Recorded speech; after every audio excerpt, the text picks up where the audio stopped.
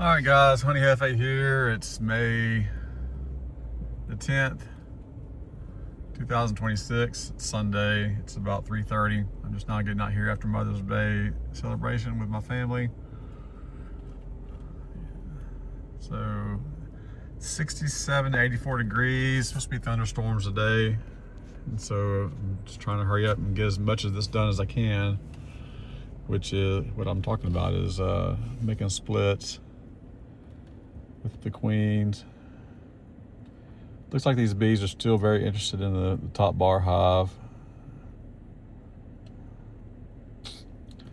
We shall see. I don't think I was very successful at keeping them out.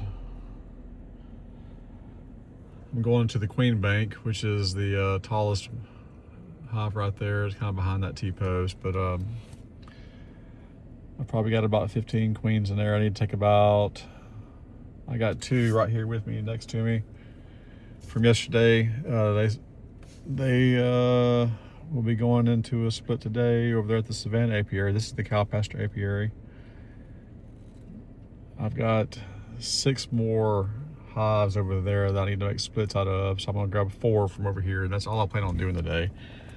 I may peek in that top bar there and grab a few frames and see if there's any bees in there. I'm trying to make a home. I really don't want to keep bees in the top bar hive, that specific top bar hive, but it's a good swarm trap for one thing.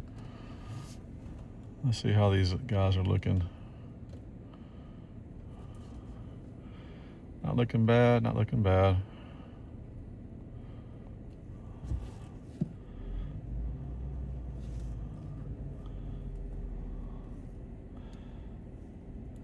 That's my one with the baby foot. That's the queen bank.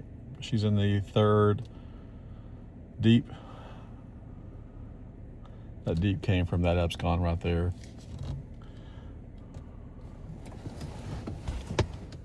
If I haven't said it in a previous video that you've seen,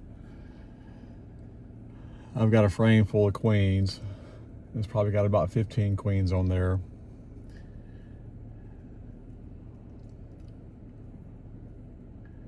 And I'm looking here. It looks like somebody's bumped one of my pronucs. I don't know that to be a fact, but it just looks that way. Anyway, so I got about 15 queens on a frame in there. And so what I did is I pulled up 2 frames of brood from the middle deep box there and pulled it up and put the queens between their caged queens, okay?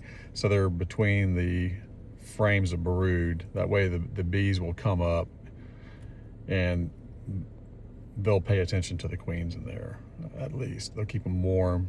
If you didn't do that, if you just put them up there and didn't give the bees any reason to come up there, they would probably ignore a lot of those queens. Or maybe you'd have some of them come up there, but they wouldn't be enough to keep them warm. And also that honey super on top is just packed full of bees. That honey super is packed. So it just increases the traffic coming past the queens. So you got a pretty good chance of having a good successful queen bank, meaning that your queens are still going to be very productive if you can do it within 1 to 7 days. So this is probably the beginning of day 2. I stuck them in there, well, Friday, so Saturday, then Sunday. So I got about 4 more days before I need to make sure they're all done. I'm hoping I can get them all done. I won't be today, but hopefully by this week. It just depends on how work goes and the weather. But I'm gonna try to get 6 of them done today. Let's drive around here. Those are a couple more splits I made. I want to see if there's any bees coming out of the one on the left, this pronuc. I think the one on the left is, well, no, that would be this one over here. That would be from the swarm. I'm not seeing a lot of activity on that one on the left right there. Sorry, guys. I'm gonna sit here for a minute and kind of watch them.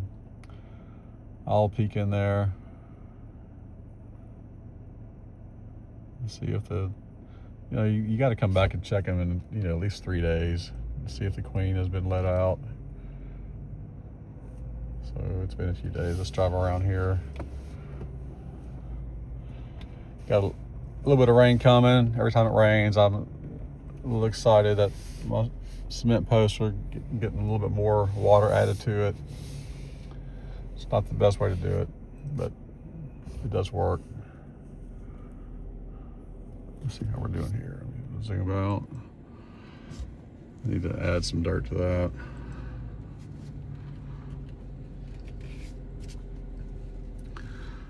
So when I finish the fence, I will have an electric fence on the outside of it as well. I'll just attach it to the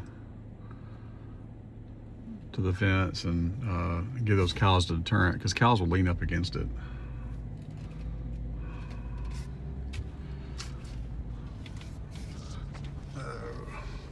So it's a lot of work. It's a lot of work I really don't want to do. I don't want to put a fence up, but this is the best producing honey I have. You got the river right there, just beyond those trees.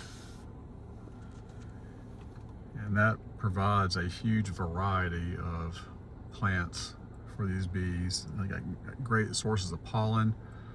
Of course, this cow pasture has a lot of, just in the grass itself, it's got a lot of opportunity for bees to get good pollen and good nectar. But the variety is key. And I can definitely taste the difference in the honey between this one and my one in Castor.